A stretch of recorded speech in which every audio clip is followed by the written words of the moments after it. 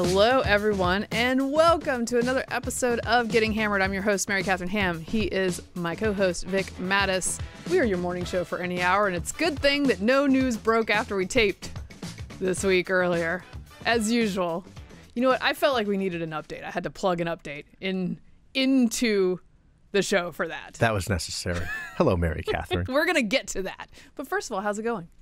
I'm doing great. I'm feeling light on my feet. For some listeners, most listeners probably don't know because I didn't mention anything, but I was on a weird diet for the last week, and then I went on a liquid diet a couple of days ago, and then I went through a very routine procedure yesterday, and I just want to say thanks to the doctor and all the doctors and nurses, the lovely nurses and staff where I was.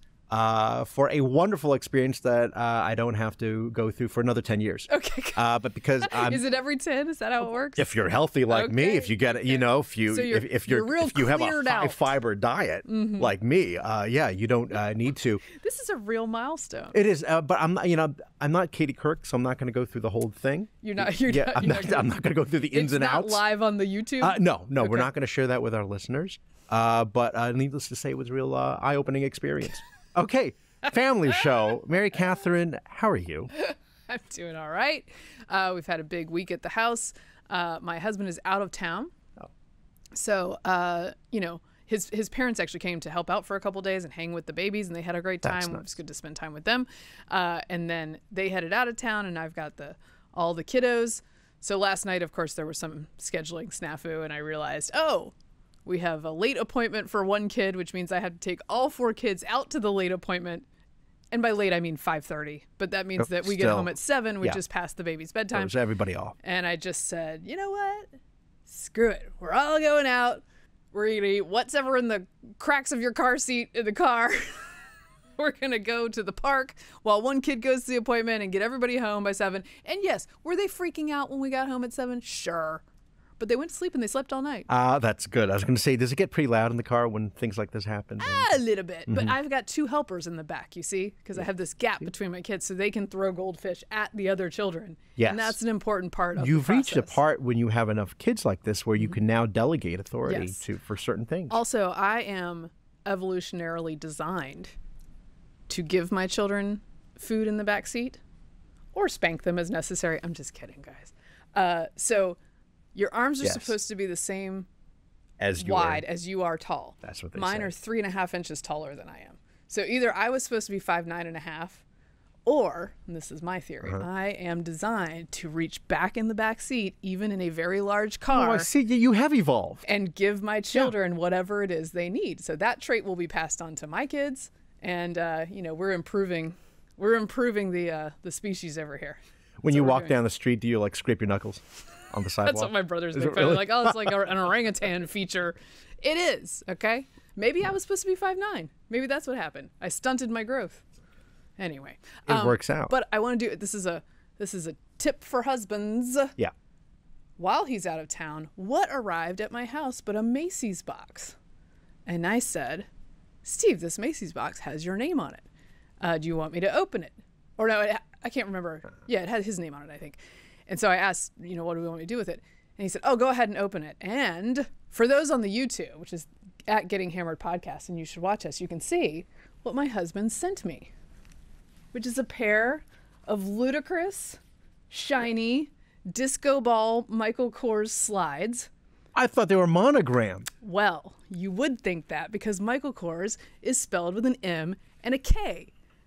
Which means I buy myself a lot of clearance Michael Kors designer gear with my name on it because I'm a tacky person. It's yours. And so he sent me these and, kind of made my week. Not going to lie. Tired from all those babies. He makes the rest of us look so bad. He should give a course in buying gifts for wives because he's real good at it. You really hit the jackpot. Yeah, you know. Didn't you? Yeah, you know. Good job, Steve. All right. So that's what's going on with me. Much more functional at my house than in the actual House of Representatives on the Hill. Shall we talk about this, Vic? Yes. I kind of want to put a limit on us because I feel like people are here not to be depressed about this, but we're going to depress you for another 20 minutes or so. It never fails that this happened, where we taped the show speculating correctly what was going to happen, but I didn't realize how quick things would unfold. Before we start, I just want to make a Getting Hammered promise to our listeners. Okay. And I'm staking my reputation on this, which is when you listen to this show at this very moment, there will still not be a Speaker of the House. Oh, that's my promise. See, I think our analysis stood the other day, analysis even though we stood. didn't know what was happening. No, that's absolutely right. So what happened? So, okay. As we added to the show, shortly after we taped the show, they ousted the Speaker of the House, Kevin McCarthy. It was 8 Republicans joining with all Democrats who were present. There were a couple who were not in the House that day to remove McCarthy from the speakership. It is the first time that has happened in U.S. history. I believe there has been one other vote to vacate, but the speaker I believe prevailed, that was against Joe Cannon. If I remember, yes, the name of the man, CHOB, Cannon House Office, whose House office building was recently disrupted by a fire alarm in a story that feels like it was 3 weeks ago now. Okay, that guy's still there. Yeah, of course. No worries about him. So, that's how it went down. This group of 8 was led by Representative Matt Gaetz, joined by other notables such as Nancy Mace of South Carolina, Bob Good, Andy Biggs of Arizona, Bob Good of Virginia, Tim Burchett of Tennessee. I named them all the other day, but that's the core group.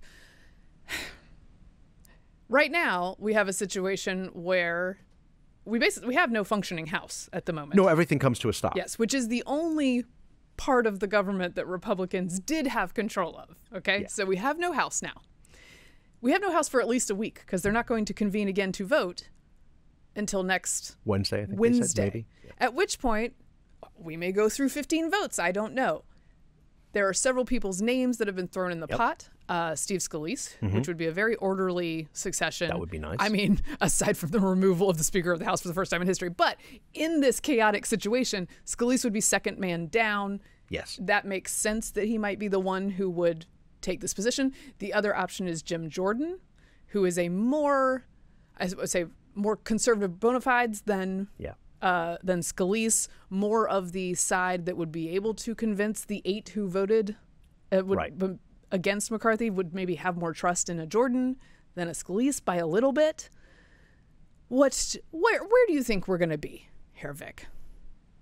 It's interesting because Scalise, of course, he gave a great speech on the House floor before McCarthy was defenestrated. Yes. Talking about the progress that was being made. Right. And it's slow and it comes and goes and fits and starts, but that's basically how government works. Right. And it's not boom, all your wishes are granted because you demand it, and that's just the way it is. He would be a great pick, I think. And even Matt Gaetz, one of the first names he mentioned was him and Tom Emmer. But he is McCarthy's guy. He's part of that state. A guy who was almost murdered, as you know, not far from where you were at the time. That's in correct. that baseball field attack by a Bernie Sanders supporter. Yes. I'd like to point out. That would be great, but I think whoever they end up choosing, I don't think it's going to be 15 rounds. Mm-hmm. But whoever they end up choosing, even if it's Jim Jordan, they may be in the good graces of these 8 Republicans now. Right. But what happens when they're not?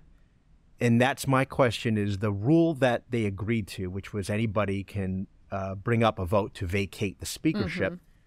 Does that apply to all future speakers? And if it applies to all, was it only conditional on Kevin McCarthy becoming the Speaker of the House? Because if not, they need to revoke that rule, because 96% of the Republican caucus wanted Kevin McCarthy. Yes. 4% were able to remove. Yeah.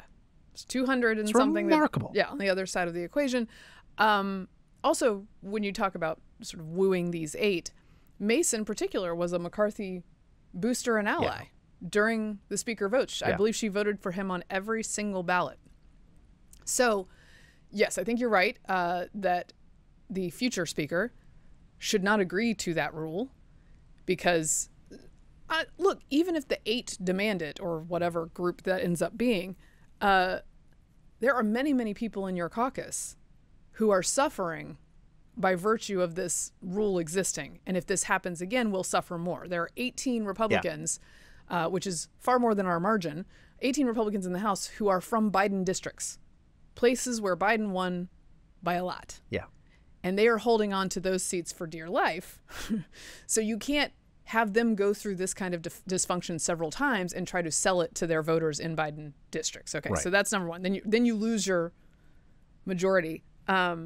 Did I note already, or did I just say it in my head that Nancy Pelosi didn't have to deal with this rule because she was smart enough not to have that rule? No, you didn't mention that. Okay, so she knew that could be a problem.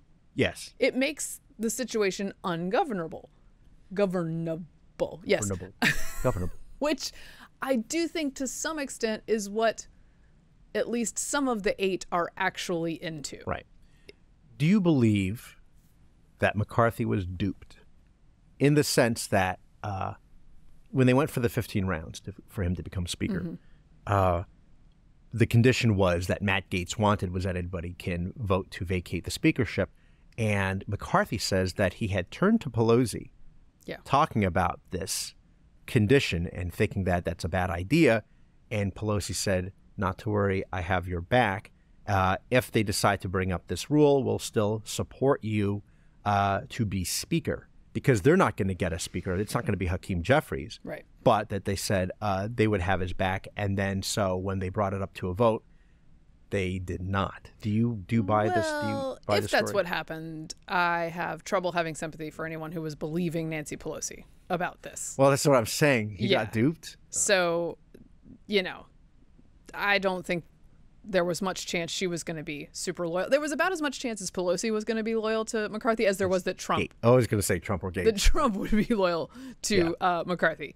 Trump, who was on record saying that he wanted him to be Speaker of the House, and all of the rabble-rousers and that sometimes rabble-rousing crew, among them Marjorie Taylor Greene, was on the phone with Trump, handing it over to other members saying, look, he's the guy. He's the guy. Trump now said, I believe in at least one statement or Truth Social, like, people are saying I endorsed him. I totally didn't. But we're going to talk about everybody's motivations. Yeah. But as far as Trump goes, I find it quite revealing that he's so not a leader. He's just not a leader in the sense that when there's something on the line and he could make a call and should make a call as the ostensible head of this party, he doesn't want to do it. He wasn't interested in getting involved in this. He did post on Truth Social the image of him in the speaker's chair holding the gavel as a very subtle hint that he's ready to be the third most powerful person in government. Speaking of motivations, if Democrats get that, they get what they deserve. Yeah, that's right. No, but it's interesting with this double cross that storyline that he thought that Kevin McCarthy thought that Pelosi would have his back. There's another story connected to that, which is that they were going to support him until they came up with this 45-day stopgap spending patch, and that they felt there were not enough concessions or any concessions for the Democrats, and therefore they turned on him. Well, and there's another part of this, which is McCarthy's appearance on Sunday TV. Were you confident we wouldn't shut down? I was confident I could get something on the floor to make sure the option that we would not. But that you our weren't sure it was military gonna pass. Well, I wasn't sure it was going to pass. You want to know why? Because the Democrats tried to do everything they can not to let it pass. They did Democrats were the ones who voted for this in a larger number than Republicans to keep the continuing resolution alive. Did you watch the floor yesterday? Oh, yes. Okay, 90 Republicans voted against it. Okay, so let's walk through what actually happened.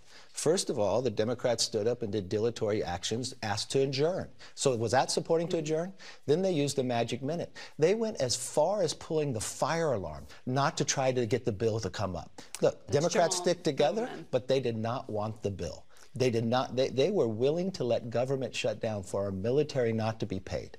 No, I wasn't. We're going to make sure we keep it open while we finish the job we're supposed to do. So in that clip, he's going pretty hard on Democrats who, Obama used to do this a lot, where he explicitly needs Republican support to do something, but then will happily go out and bash and stick Republicans it to, them in public. To their faces, often in public. So I think that is a strategic error if you want Democrats to vote present at the very least. Right. So that, I think, is part of what made them more angry than they might otherwise have been. But he's in a very tricky position because you can't be giving a ton of benefits to Democrats. No. Or this happens, right? Yeah, that's right. I mean, in fact, that's part of the Gates plan because they had turned down that conservative CR. Yeah. Forcing him to reach across and say, aha, he's reached over. Which, and then. No, this is a good segue to let's talk about Gates and Cruz motivations. Sure. Is it principles or is it personal? Well, he's very good on message, right? Because he's a very skilled speaker, by the way. He was having so much fun on the floor. Yes, and on the steps of the Capitol. Yes, and he was, by the way, on the side with the Democratic caucus, speaking from that side with a bunch of Democrats behind him, pointing at the other side, which is the almost the entirety of the Republican Congress caucus, calling them rhinos. I mean, we are through the looking glass. Yeah, it's remarkable. It's surreal when you have him and Ilhan Omar. And I remember looking even at her lips back there, listening to the vote count and hearing Adam Schiff vocally saying nay, or yay rather, to vacate the speakership. I mean, it's like, okay, this is the cost of your wanting to get rid of a guy who you really clearly hate. You are now allied with these people, including members of the squad. So just as a brief experiment before the show, I ran through the 8 members who wanted to vacate McCarthy. Yeah. Now, as you point out, there was a more conservative continuing resolution that attempted to cut, believe the number was 30% spending. Was it across the board, which is quite ambitious. Now, that would not have gotten through the Senate but it would have put the Senate and the Biden White House in a position where they have to make more concessions likely. Right, because this is how it works, by the way. Right, to make an agreement. The same crew that voted to vacate McCarthy orchestrated a situation by joining with some others, it was about 20 Republicans, to vote down the more conservative CR, which then caused McCarthy to join with Democrats to do a clean CR. Because once the government shuts down, by the way, all these 8 are in fairly safe districts as well. There are other people who have different concerns because you are in a coalition. Right. So they orchestrate this and then point back at McCarthy and say, ha-ha, look, you didn't do the right thing. The same thing happened on regular order, which Andy Biggs of Arizona is at the mic talking about how he needs regular order. The 12 appropriations bills is required under the Budget Control and Impounds Law of 1974. We didn't do it. And you know how many times that's not been done? 25 years in a row. And you know how many CRs this body has passed in that same period of time? 130. You know what that gets you? A $2 trillion plus structural deficit like we had in fiscal year 23. You know what that leads you to? A $33 trillion national debt, which is where we sit today. I agree with Andy Biggs about this, right? But one of the issues was there were appropriations bills. They were going through committee. They were being dealt with. They were going through a process. McCarthy was having trouble marshaling, wait for it, the same group of people to vote for a rule to get those to the floor so he could do regular order. Again, if you are part of the failure of the regular order to move forward, and then you point back at that failure as McCarthy's, that becomes a problem. Obviously, those bills are not as conservative as you want them to be. They're not as conservative as I want them to be. No, again, it sort of suggests that they're not that interested in governing, as opposed to A, setting a message, B, it was definitely personal. Yes. Well, and real quick on the principles part, I say to Biggs and others who want regular order, how do we get it now? Yeah. And that's the thing for me. If you ask me what I want the federal government to do, it's like almost nothing. Right. But I don't live in that world. Okay. I can't create a situation where we can create that outcome. I'm happy for you to sell me on a way that we go outside the normal way of doing things to cut down on what they spend or to cut down in serious ways on the number of duties that the federal government is trying to perform and perform badly. Open to that. But please give me a plan. Yeah. Give me your plan. There was no plan to move past here. And just out of curiosity, I searched all the 8 members to see if they'd been talking recently about entitlement reform, because I know how strongly they feel about this. I know they're not just concerned with the 30% of the budget, which is discretionary spending that they're trying to cut here. I know they care about the 70% that is driving our debts. And wouldn't you know it, last thing I could find from Matt Gaetz talking about it was 2018. Wow. To her credit, Nancy Mace brought it up on CNN earlier this year. And I looked through, I believe it was Andy Biggs's first couple of suggestions for this Congress, and it wasn't in there. Right. So it wasn't easy to find their crusades for entitlement reform, which, granted, is a very politically tough thing to do and to own. But if you want to deal with spending, that's what you have to deal with. Right. Well, one of the other things is that they also no longer have to go through the normal channels of working your way up the ladder, the professional ladder, and gaining seniority over time, because they have the internet. Right. I know. You can get all these small donors through social media now. They don't have to. There's no longer that fealty, which everybody went through over and over again. I wanted to ask you. Newt Gingrich has taken a very tough stand on Matt Gaetz and the coup plotters, as he called it, and he's one to know. Yeah, it is perhaps an ironic take. No, from Gingrich, if you know how he became. That's right. Speaker.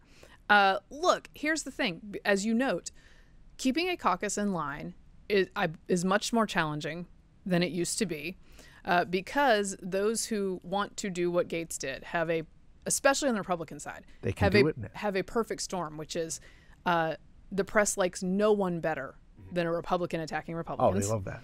So you get all the earned media you want, as long as you're doing that. Right. It doesn't matter that they don't agree with or like Matt Gaetz, and in fact find him detestable in basically every other way. They're like, please come to the steps and we will put our cameras on you, because you're doing the thing that we love. Suddenly. Do you remember the whole blow up in the ethics investigation, and also about him and younger women per se? I throw him per se, by the way, because we don't have to get into the details.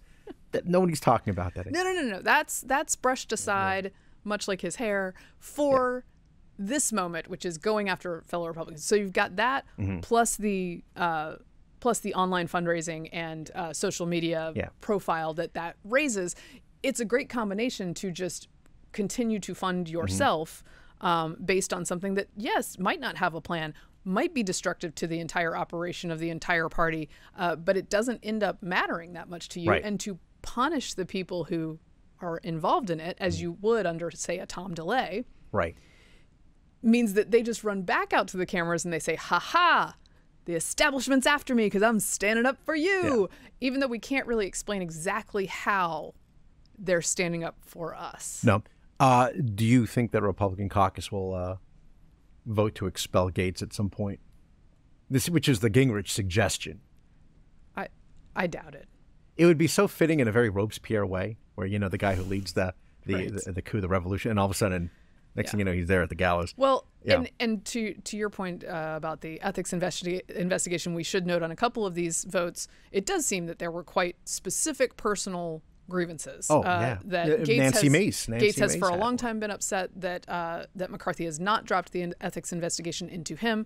Mace is mad at him apparently because of some agreement they made on a women's issue bill. I think it was contraception access related. And Burchett of Tennessee felt some slight from McCarthy about something about him praying about his decision, and McCarthy said something that. Anyway, it was a one remark issue. Again, the idea of feeling betrayed because, he told me one thing and did another, and as if like Tom DeLay never did any of this stuff. Oh, I know. The hammer back in the day, and people feared him. And stole my branding, but it's okay. He did. He was the hammer before hammer time. And then there's the Democrats. Right. Who I do. On the other we're hand. almost up to our wall on this, guys, because I don't want to do it all day. Yeah. But I don't know. Solid block. Look, disciplined, Yeah.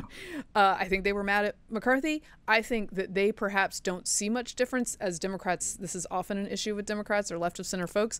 They don't see much difference between a Jim Jordan and a McCarthy. They think they're all equally evil, and therefore, which is strange, but whatever. Pramila Jayapal was saying this as well, where she was saying these quote unquote moderate Democrats all vote for the same things anyway. They're all bad. So that's their way of seeing things.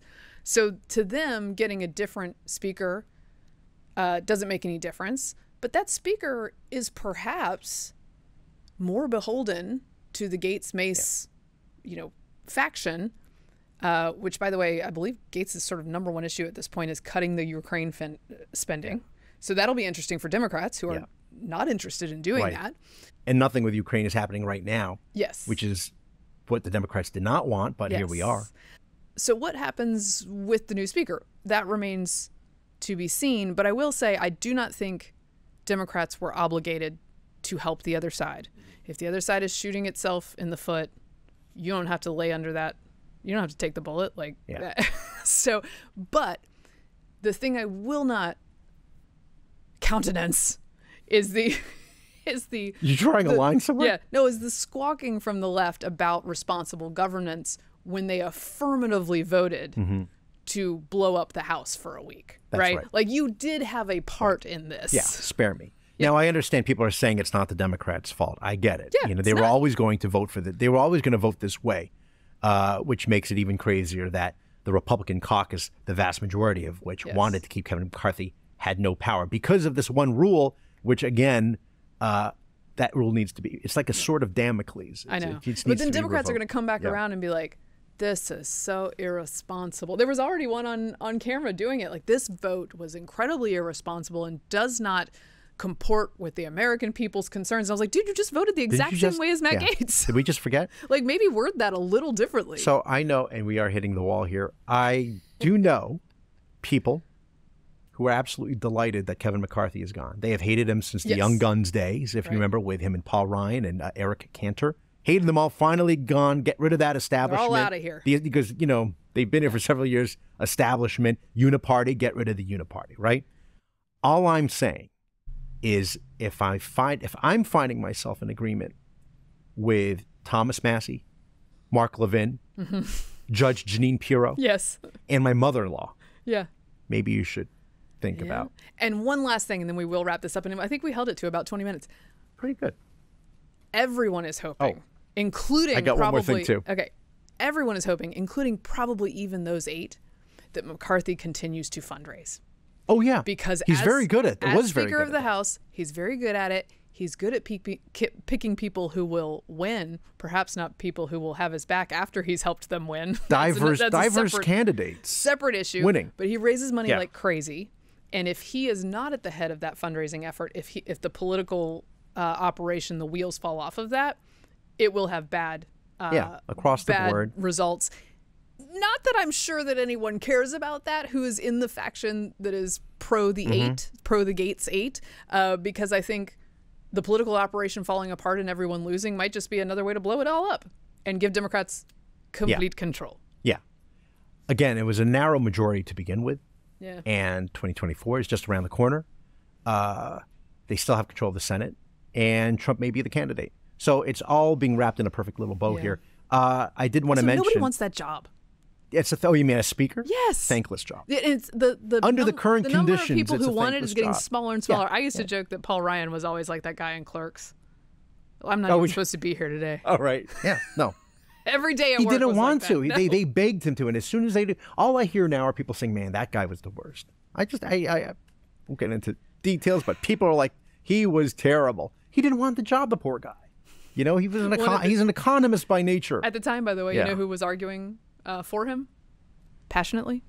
Matt Gaetz. There you go. I did want to mention the whole payback thing and the betrayal between Pelosi supposedly giving her word to McCarthy. So there was a little bit of a payback at the end here because under the Speaker pro tempore, Patrick McHenry, they have these little hideaway offices in the Capitol building so that the minority party does not have to walk the far distance from their other offices, and they have a little space there. They just got kicked out of their offices. Steny Hoyer, and Nancy Pelosi just had to pack up and leave. Yeah. That's the little thing. Oh, and did you see? Am I mad at that? I'm not mad at that. Did you see Patrick? Everybody's gonna be like, Yes. "Oh, the comedy! What comedy? What comedy? Now right. Well, that's what she said. Pelosi was like, when we offered the same courtesy for Denny Hastert. Well, there's one for you. But I didn't want to say. Did you see at the end after the vote to vacate the speakership, Patrick McHenry's slamming the gavel? Oh yeah. He looked like Thor. Well, I don't know if he looked like Thor. The swing was Thor-like. Steve, who dressed up as Thor for Halloween last year, he's going to say a few more Arnold presses, buddy. Yeah. Then you can be Thor. But it was authoritative. It was, very funny. All right, what are we moving on to? 2020 polls. Ah, yes, 2020. First, a little poll news. This is from Politico. Nikki Haley's momentum looks like it's for real. A new poll of likely Republican primary voters in New Hampshire shows it's the former South Carolina governor, not Florida Governor Ron DeSantis, running second in the first primary state. Haley beat DeSantis 19% to 10% in a Suffolk University poll released on Wednesday morning. So that is interesting. And before we move on to chat about that, I do want to talk about the messaging coming from the Trump campaign right now. All right. Just read a little bit of this. This is a statement from October 2nd, so a couple days ago, from Trump campaign senior advisors Susie Wiles and Chris LaCivita. These guys are veterans, I believe, of the Bush years, who are competent and who many have said these guys are the reason he's going to have an operation like he hasn't had in the past. Right. So this is a message from them. The Republican National Committee should immediately cancel the upcoming debate in Miami and end all future debates in order to refocus its manpower and money on preventing Democrats' efforts to steal the 2024 election. Anything less, along with other reasons not to cancel, are an admission to the grassroots that their concerns about voter integrity are not taken seriously, and national Republicans are more concerned about helping Joe Biden than ensuring a safe and secure election. If there is anything that convinces me that Trump might not be winning this nomination, it is the way that Trump and his campaign talk about this contest. Yeah. Well, you remember how polls are terrible, don't believe the polls. We say this all the time. We say this all the time, these polls. Very inaccurate. Suddenly the polls are very inaccurate. Believe the polls, it's a done deal. Right. Just skip the primary, obviously skip the debates. Except the polls focus are on him. Pretty clear that he's in a commanding lead. Yeah. He and his team do not sound clear about no, the I fact don't know that why they are that in a commanding place. Yeah, because if I were Trump or if I were on his advisors, I still don't see a reason to take part in any of these debates. I mean, the last one, as you remember, was a mess. Right. It was a debacle, and if he was there, it would have been crazier. And they can say all they want.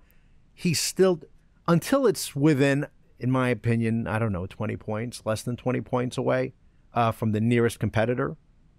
Yeah. I think he's going to continue to cruise. I think strategically you're correct. Yeah. My question is why this desperate sounding loser talk? That I don't. And I think I asked a couple people about this because I said, this doesn't sound like a winning campaign. This sounds like a campaign you hear at the end of a cycle where you realize, oh, this is actually over for them, and these are that's their cover. So when they lose, like. It's when they lose where they're anticipating that they'll be able to say, we told you it was going to be stolen. Well, and it just feels desperate. Yeah. So here's stolen thing. I think they're just running through money so fast that the messaging is going to continue to get more desperate. Trump himself has been truthing frequently over the past 48 hours or so, posting, I think, at one point 12 to 15 anti-DeSantis stories over the course of several hours. He's got the guy beat. Leave him alone. He's down on the ground. There's no need to kick him. Well, that's the question. Does he? Are you saying that there could be internals worrying in Iowa and New Hampshire? I think they're bleeding out money so much that they're starting to get more worried than the polls say they should be. Third quarter Trump number was 45 million, so it was considerable. DeSantis's numbers have gone down. It went from like June and July, it was about 20 million to this last month or August, September, down to about 13.1. I don't have these numbers magically in my head. I just saw it on the news before we got here. It's impressive. You didn't have to tell everybody that. I follow. I follow all the campaign donations. So I mean, he has a real problem. But remember what Trump paid in legal fees in the first half of the year before he was indicted on anything. 40 million. It's considerable. Before the indictments. Lawyers always win. Just remember that. If you're not sure what you want to do in life, become a lawyer. You're always going to win. I still maintain that's part of the grand strategy of Trump's enemies, which is they're not going to win these things. I mean, even Ruth Marcus was talking about this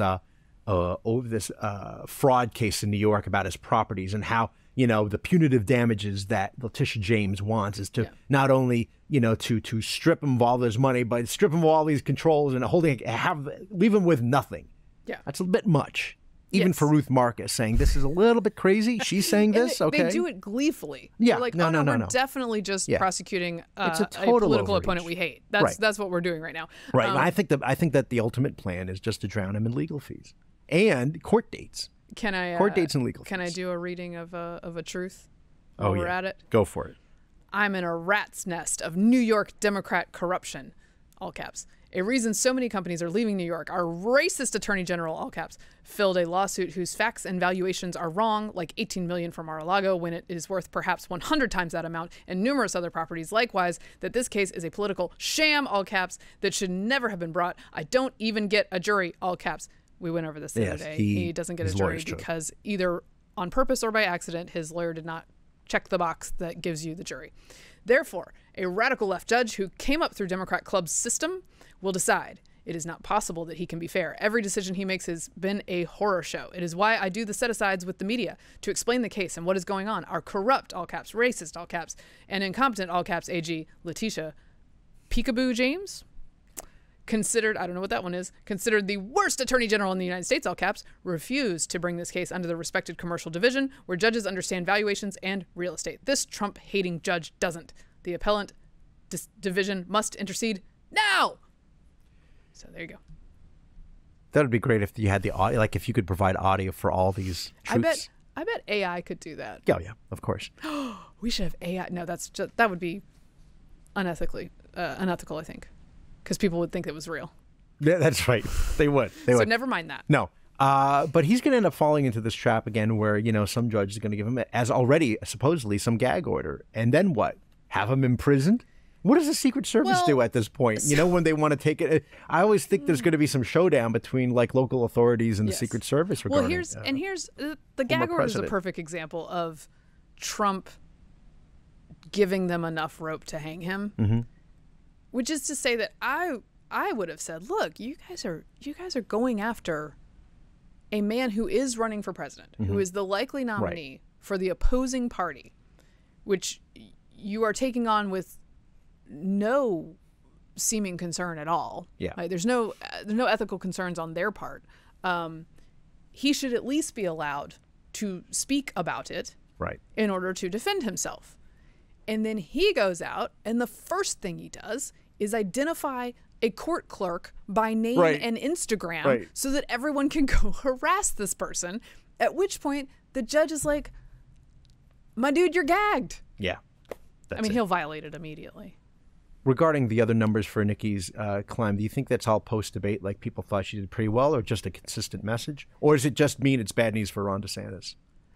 I think, credit has to go to her for two good debates back-to-back, and I think he's had two solid debates back-to-back, but she's been the one that's been the sort of breakout, which is why I think he should continue to do one-on-ones like he did with Mar, even with hostile folks, because he's good at doing it, and it gives him ample opportunity to get a message out. If I were on his campaign, I would be worried, though. I think that it is time is a factor here. If I had my druthers, though, if it were those two and Trump fighting it out, that would be great. Yeah. That's great for voters. That's great for voters all over the country to hear more from each of them. But I don't get. So we have another debate coming up. Yes. And have they decided to make the group smaller yet? Do we know? I have not heard yet. Vivek was on, Ramaswamy. Oh, really? And he said that this is just another attempt to drown him out and take his voice away. Naturally. Because if there's one person who we don't hear enough from... he's so drowned out. I know. He's very drowned out. As drowned out as Matt Gaetz was this week. Okay. This is an important story. This is. And I'm glad you're here to help us understand it. Because I feel like Your foreign policy creds are better than mine. This was a semaphore story originally broken. Props to them. Inside Iran's influence operation, I'm just going to go to them for the basics, which is that starting in 2014 and leading up to the adoption of the nuclear deal with Iran, the Iranian government was cultivating an Iran Experts Initiative, which was think tank folks, thought leaders, and others to sort of bolster what they wanted to happen. And they did it with apparently quite a bit of success.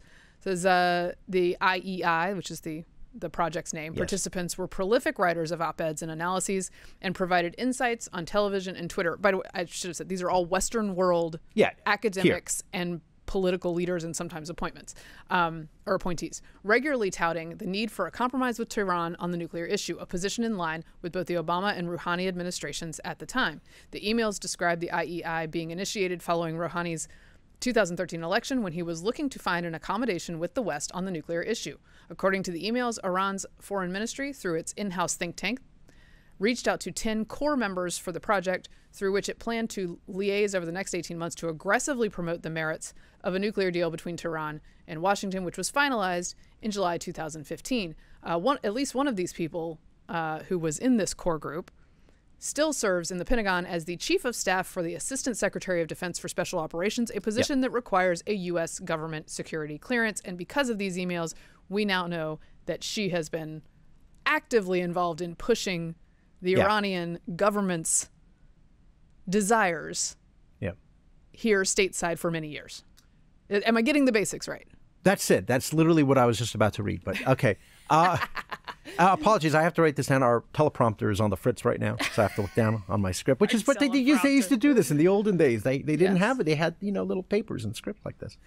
First of all, again, props to Semaphore.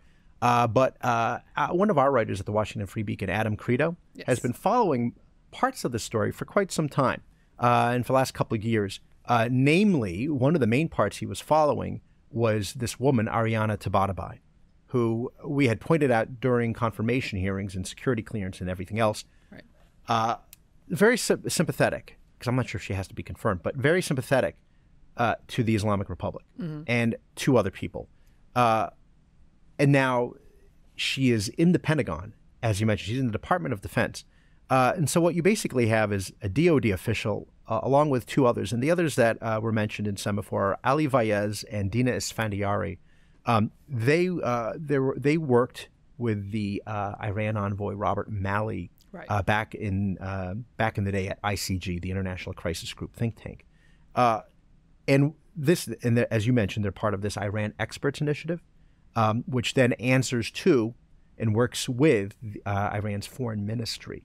And so basically they would just inform the ministry of their, what are they doing? Oh, here's what's coming up on the agenda. Right. Does it make them spies or at the very least informants? Because I'm thinking if you work for the Department of Defense, it's probably not the smartest thing to give heads up to Javad Zarif and the foreign ministry. The leading state sponsor of terror in the world? Right. Which clearly this administration doesn't have as strong a feeling about it as the previous administration, because they want so badly for Iran to come to the table, and they want to revive that nuclear deal that Trump deep six. Well, and their attempts to do so back in 2014-15, as we know from mainstream reporting also about the Obama White House just straight up lying to the press about what they were doing and when.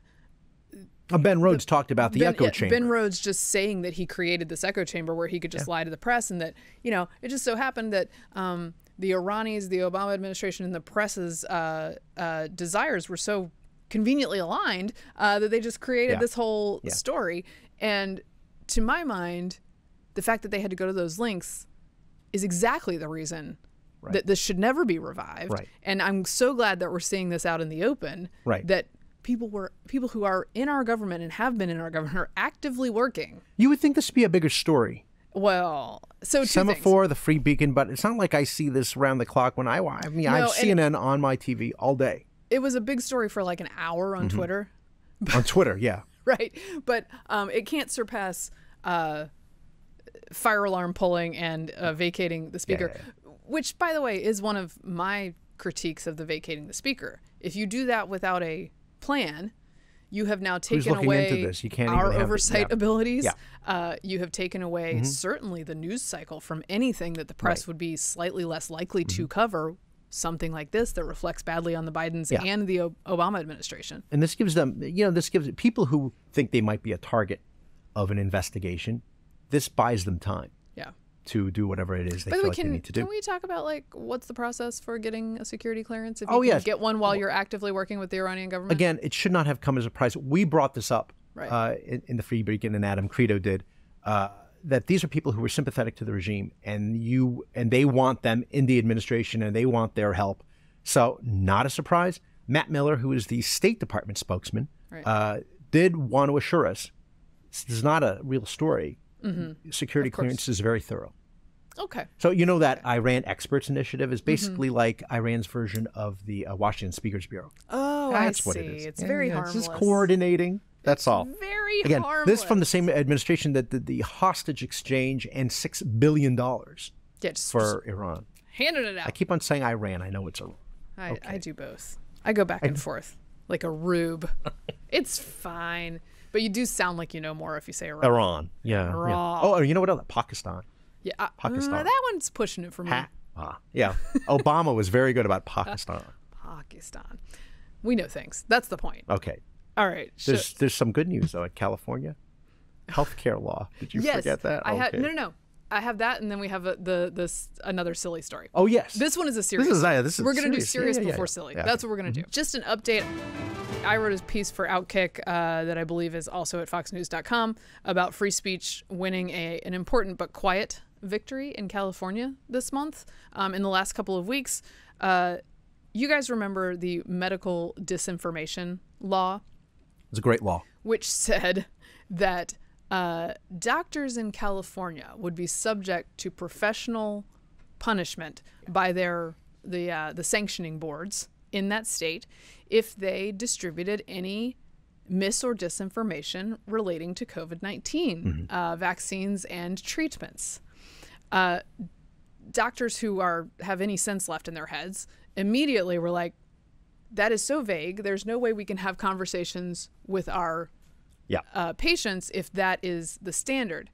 Gavin Newsom, however, signed the law and said this is very narrowly tailored, even though the text declares that misinformation just means information that is contradicted by contemporary scientific consensus contrary to the standard of care. So, just like that's wonderful, because it was so helpful during COVID that that no one could go outside of the current consensus, which was basically just government-aligned views. So 5 doctors who were noted critics of public health during the COVID era sued. Yeah, they took action. And California saw the writing on the wall and included in a bill that just recently passed a repeal of that language. So that law is no more because it would have won in court anyway. Yeah. So just gratifying to see that. I wrote a piece about how the freedom of speech is winning in courts, but not so much in the streets, because as we mentioned, I think we mentioned this last week, the Real Clear Politics numbers, where 75% of Democrats believe that the government has a responsibility to regulate hate speech. Yes. That's going to go great for us. I would say in Gavin Newsom's defense, they were just trying their best to save lives. Nobody's perfect. Right. Mistakes were made. Right. Just repeat that mantra. Look, it's very rare. With good hair. If you can say that with good hair. Look, I'll say it's very rare you actually get a law completely wiped out. Got it. I think it was very clear that this one was clumsy and was going to lose. Stretch. I spoke to the litigator who works with the group representing these doctors, and she said that she felt the state anticipated further humiliation in court and decided not to subject themselves to that. Oftentimes the plan is just to throw it all on the wall and see what sticks. Yeah. My big question about this law, of course, was how were they planning on enforcing it? No, that's the question, right?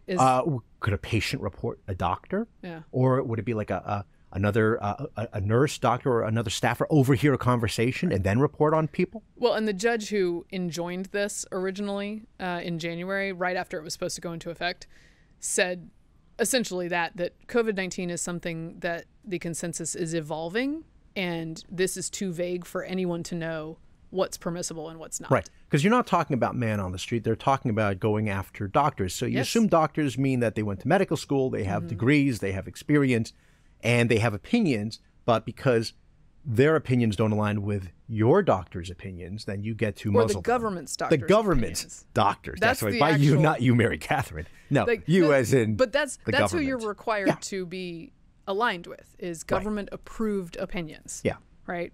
And so you can be a doctor and you can be trained, but if you're not aligned, and by the way, how well did that work out for us for a couple of years? They'll take your license away. Speaking of evolving or not evolving, Yeah. in the case of the CDC, Mandy Cohen, who's the new head of the CDC, was talking about the opening of respiratory virus season here. And let's check in to see if they've learned anything, shall we? This is what she has to say. Too often, we at the CDC are sacrificing understanding for precision. So we really need to continue to strive to simplify our guidance. And that is the work we need to do both at the CDC, but we need your help in that to provide clear actions that people can take. So the top line message you're going to hear over and over today and beyond is this: the most effective way to protect yourself from the worst outcomes of this season's viruses is to get your fall vaccines. So the current head of the CDC believes that they were too nuanced in their messaging throughout the pandemic. They couldn't even say older people are in more danger than children and outside is safer than inside. They couldn't even say that.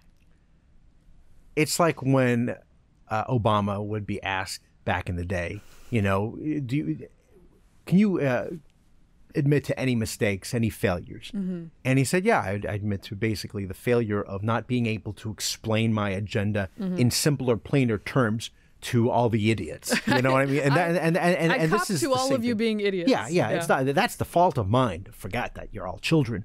And that's their takeaway message, obviously. Yeah. So just, take the vax that was tested on how many? There was two. There's Pfizer and also- Moderna. and also- one of them was tested, what was it, 50 people, 50 one of people which got sick and needed medical attention. And then the other one was? 10 mice. Yeah. So That's great. again, the problem is not that you guys are too nuanced. I guarantee you that's not the problem. One last silly story before Sure. fun. Did you see this one where a women's conference? Yes, Career Day. Women's tech conference was invaded by men, they say. Let's get into this. It was meant to be a week for women in tech, but this year's Grace Hopper celebration was swamped by men who gatecrashed the event in search of lucrative tech jobs. The annual conference and career fair aimed at women and non-binary tech workers, which takes its name from a pioneering computer scientist, took place last week in Orlando, Florida. The event bills itself as the largest gathering of women in tech worldwide and has sought to unite women in the tech industry for nearly 30 years. Sponsors include Apple, Amazon, and Bloomberg, major networking opportunity, blah, blah, blah, blah, blah. This year, droves of men showed up, this is Wired reporting, with resumes in hand. Here's the thing. They signed up as non-binary. Yeah. This article is misgendering them. It is, and it's offensive. It is offensive. I love that, like, the left finally sort of understands at a tech conference the results of a subjective self-identifying standard. Right. If the standard is subjective self-identification, which I am told that it is, and if that self-identification can change according to TikTok influencers by the hour or day, who is to say that these men, you say, were not non-binary while they were attending this conference? Right. There's no other way to disprove that other than saying, I don't believe you in your heart or in your mind. You actually don't think that. Because, as you mentioned, I was reminded of a student during the big debate in Virginia about whether or not non-binary kids can go to one bathroom or the other bathroom. And the student that they interviewed was saying that, yes, he identifies as a she today, but tomorrow he might not. Right. It could be something else. And so it really depends on the day, or as you mentioned, on the hour. This is the predicament that they have put themselves into, and now they know what it feels. And I remember Abigail Schreier mentioning this in the talk once about friends of hers who were lesbians who no longer had their safe space in lesbian bars because they were men who identified as women, and that wasn't enough for them to be convinced that there really is just a bar for us. who is us? That's the question, because there's only one way to make this difference, and that is to make the distinction, and that's biologically. Well, and this is what we who disagree with trans activists and the left on this have been arguing, is that whether it's dressing rooms or bathrooms or sports teams or tech conferences, if there is not some objective standard, then perhaps there might be bad actors who would take advantage of this to put themselves in women's spaces that are intended strictly for women, in this case non-binary as well. And the left will tell you, no, no, no, no, no. No one would do that. That's not a thing that happens, despite the fact that we have seen it happen. Yes. That's not a thing that happens. You don't need to worry about it. Shut your mouths about this. And then as soon as it comes to a tech conference and they show up with mere resumes, that's the problem. Right, it's a riot. Not showing up at the sauna fully undressed. Like no one would be motivated. In the girls' locker room. No one would be motivated to take advantage of an open gender policy in a locker room only at a tech conference to get a job. Clearly sure, unfair. Guys. Sure, guys. Clearly unfair. I wondered if the recruiters, they clearly weren't turning people down. I mean, because the complaint was that they couldn't get, a chance to talk with some of these people because there were so many other biological males who were there. Yeah. And again, how do you stop somebody in saying you're not allowed to be here? If the person says to you today, oh, you can go and check my social media. Yeah, I have a girlfriend, but I don't feel like one today. I mean, that's the standard, right? So, if you're living by the rules that you have set. That's by the way, then you're also not being a true ally. An ally. Yeah. Cullen White, who is the chief impact officer of one of the organizations that helps put this on, had this to say about the whole situation. This is supposed to be a joyous event that centers around you. Yesterday, it became clear that there are a far greater number of cisgender men attending than we had anticipated. Simply put, some of you lied about your gender identity when you registered. And as evidenced by the stacks and stacks of resumes you were passing out, you did so because you thought that you could come here and take space to try to get a job. I don't want to assume too much, but he's a white man, correct? Yeah. So, maybe he should give up some space himself. Himself, exactly. To make this space. Again, this is a little bit more what we envisioned. This is the predicament, and they have to, in the spirit of non-binary allyship, and I think that's the word that they used in the Wired pieces, allyship. They gotta just accept it. That would seem to be the rule, because otherwise, what are you doing? You testing hormones? Like, what are we doing? Right. Because then you run into the same problem. But that is not a thing. It's all, well, as you know. Okay. Right. Exactly. It can't be biological. Yeah, because then it must be subjective. If it was biological, then they would be agreeing with us crazy people. Yeah. Okay. So much for the Grace Hopper event. Oh, right. One last story. Really quick story here. The Berlin Marathon happened, and the winner was an Ethiopian woman named Tigsta Sifa. A very impressive time, by the way. 2 hours, 11 minutes, 54 seconds. I think that would be the time of my 10K. Wait, what is 2 hours what? 2:11. 2:11:54. Okay? I can just get in half a marathon That's under a half. that. That's a half. Under okay. that. Yeah. She was wearing, very interestingly enough, an Adidas new shoe called the Adizero Adios Evo 1, $500. Okay. But here's the catch: one time only. They're only Adidas worn says once. it can only be worn one time. To which I say, what does that mean? Is that like Cinderella and the Pumpkin? Is it like the car? Does it fall apart? Is it like the car in Blues Brothers at the end, where as soon as they get to the Daily Plaza, then the thing completely falls apart? Yeah. No, this is made up. It can't be just. They said they recommend. I mean, you could, but it would not be peak performance. And I guess what they're saying is after 26 miles, it starts to fall apart. It's all. Here's the key. It's all foam. It has to do with the foam. Okay. And there were all sorts of rules prior to this particular marathon that prevented certain shoes from being worn. They're ridiculously light. Okay.